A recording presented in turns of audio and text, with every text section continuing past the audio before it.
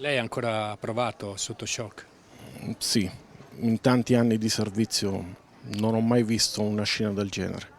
Linea 204 proveniente da Villa d'Asolo per Castelfranco. L'autista salta una fermata a Riese Pio X. Sono le direttive aziendali per permettere un carico scaglionato degli studenti su più mezzi distanziati di pochi minuti. Due padri con i figli in auto decidono di inseguire la corriera. Nella folle corsa ad un certo punto uno di loro supera il bus e tagliandogli la strada lo blocca.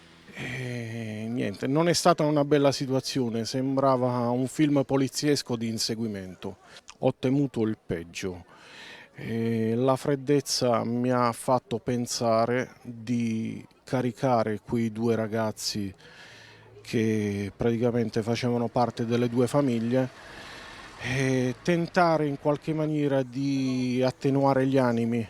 Fortunatamente è stata così e l'ho pensata giusta. In quella maniera l'accusa si è un po' attenuata. Pochi secondi dopo si è aggiunto anche il secondo genitore, momenti di alta tensione che l'autista, nonostante lo spavento, ha saputo gestire. Ci siamo divincolati da una situazione che sicuramente avrebbe avuto un brutto epilogo. Senta, all'interno del suo mezzo i ragazzi erano spaventati. Tutti ammutoliti perché non credevano ai loro occhi di quello che stava succedendo. Gli autisti della MOM sono spaventati, le aggressioni si sommano di giorno in giorno, dopo le baby gang e i balordi di ogni tipo, ora la pazzia di due padri con i loro figli. Situazioni del genere non devono ripresentarsi. Abbiamo bisogno di aiuto, Di maggiore sicurezza. assolutamente sì.